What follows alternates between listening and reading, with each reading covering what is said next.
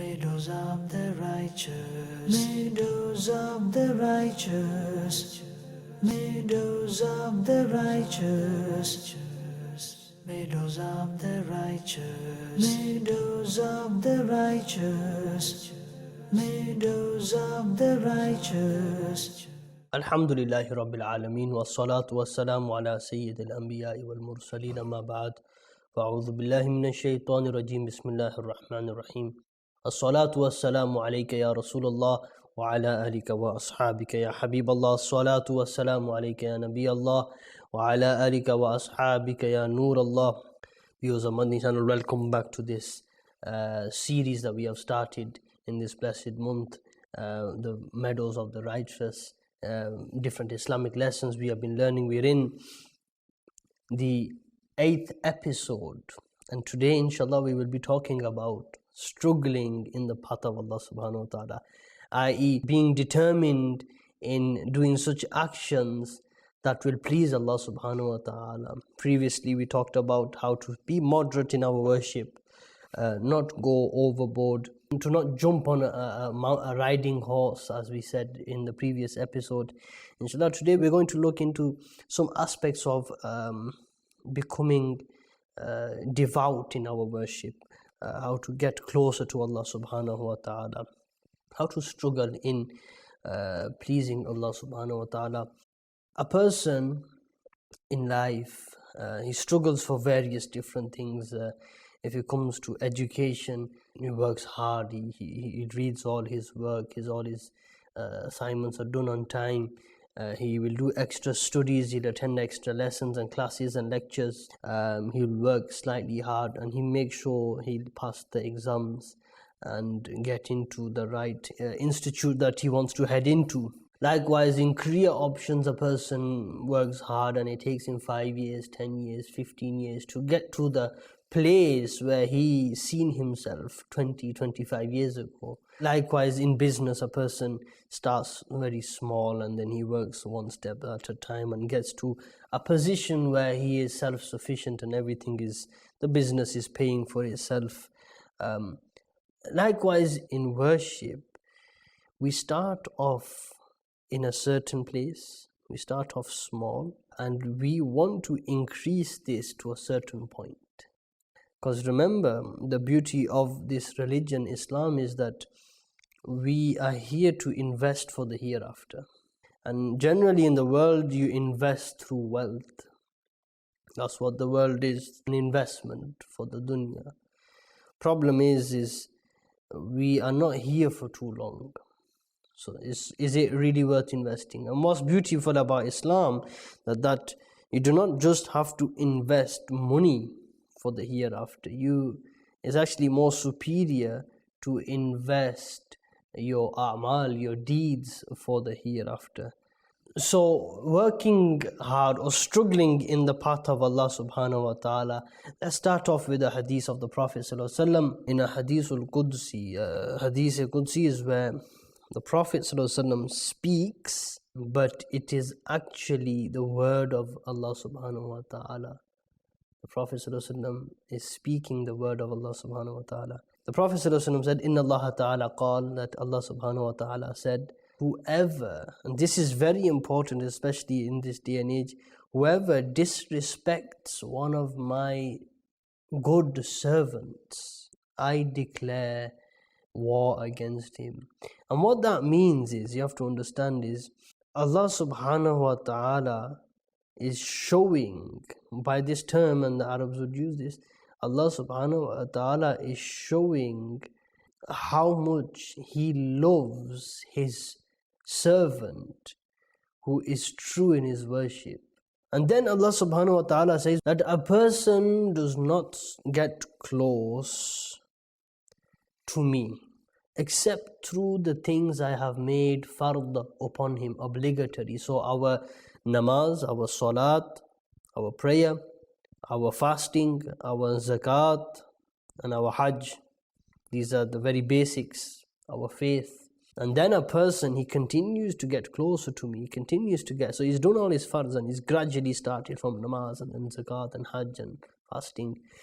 And then now he started to build up his practice, and he is now bringing in the voluntary acts. He's fasting nafal fasts, he's reading nafal namaz, and he's reading more Quran, and he's doing more tasbih and dhikr of Allah subhanahu wa ta'ala. He's giving more charity. So now he's getting closer to Allah subhanahu wa ta'ala until he loves him, until Allah subhanahu wa ta'ala loves him. So you do your fard, then your nafal, Allah subhanahu wa ta'ala loves you. فَإِذَا أَحْبَبْتُهُ, once I love that person, once he has attained my pleasure, كنت سمعه الذي يسمع به وبصره الذي يبصر به ويده التي يبطش بها ورجله التي يمشي بها. Then I become, and this is very interesting, Allah subhanahu wa ta'ala says that I become his hearing from what he hears from, and his vision from what he sees from, and his feet from which he walks. If he was to ask me for anything, I would give it him. And if he was to seek refuge and protection from anything, I would protect him. Now this is Allah subhanahu wa ta'ala. Very first he mentions that you mess with one of my servants, then you're in trouble. And that's Allah subhanahu wa ta'ala advertising that how noble a person is who is his servant. Number two, Allah subhanahu wa ta'ala says, do all your fard. Then he says, do all your nafal, then I will love you. And when I love you, I will give you such blessings. I will give you such a spirituality wherever you see, you will only see benefits. Wherever you walk, you will only see benefits and achieve goodness within that. Your life becomes very blissful when you get close to Allah subhanahu wa ta'ala, and such that if you ask me anything, I will give it you. And if you need protection from anything, I will protect you. So getting close to Allah subhanahu wa ta'ala is one of those things that we sometimes don't think of. But it is the ultimate goal of life. Human and jinn were only created to worship. When we look at this, and we realize that the main point of life is to worship and get close to Allah subhanahu wa ta'ala.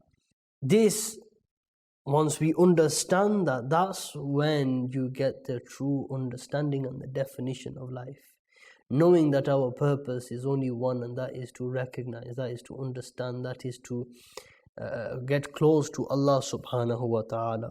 The Prophet ﷺ says, and he says that Allah subhanahu wa ta'ala says, إِذَا تَقَرَّبَ الْعَبْدُ إِلَيَّ شِبْرًا, that when a servant comes close to me, shibran, a small span amount, I come close to him, yani my mercy comes close to him, a handspan length. What that means is that more effort you put in to get closer to Allah subhanahu wa ta'ala, Allah will shower that much more mercy upon you.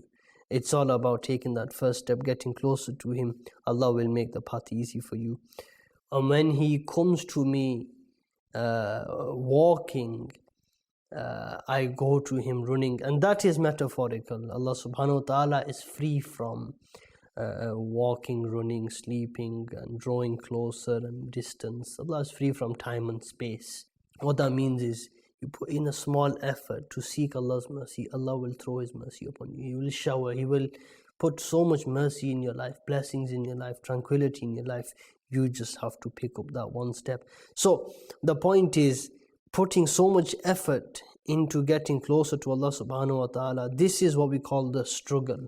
The struggle, getting closer to Allah subhanahu wa ta'ala. The Prophet ﷺ, he would stand up and pray all night, and he will pray all night. And Hazrat Aisha walks in and says, Ya Rasulullah, that you've spent your entire night worshipping Allah subhanahu wa ta'ala, your heels are swollen, and you are that person that Allah subhanahu wa ta'ala forgives by virtue of the previous and the future. Why put yourself into so much effort? And the Prophet ﷺ said that, do I not want to be a grateful servant of Allah subhanahu wa ta'ala? Yani despite all the blessings Allah subhanahu wa ta'ala has given me, I still need to be grateful. So these are just a few narrations telling us the importance of getting ourselves closer to Allah subhanahu wa ta'ala. Rabi'a bin Ka'b al-Aslami, he says that in the evenings I would spend my time with the Prophet ﷺ, and I would bring him water for wudu. One day he said to me, ask something from me. Ask something from me. He says that I ask you for your company in Jannah.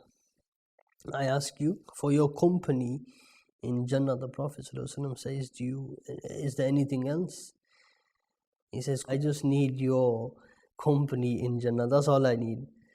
The Prophet ﷺ says, in order to fulfill that, I need you to do one thing, and that is to increase your sajda. You increase your sajda, you will be with me in Jannah. Subhanallah, this was what they wanted from life. Out of all the things they could have achieved, they asked for companionship in Jannah, and that is the ultimate goal, getting into Jannah. How do we get there? We need to seek Allah subhanahu wa ta'ala's mercy. We need to do such actions that get us there. We need to focus on our hereafter every single day. There needs to be portions are a great length of our day, where we are focusing on our hereafter. We are investing for our hereafter, whether that's through charity, through worship, through gifts, or helping people. Whatever it is, we need to focus on our hereafter with like we mentioned in the very first episode, the clean intention. Our intention must be clean. And I'll end with this. Allah subhanahu wa ta'ala give us all salvation. Ameen. Bijahi Nabiyil Ameen. Sallu ala al-Habib. Sallallahu ala Muhammad.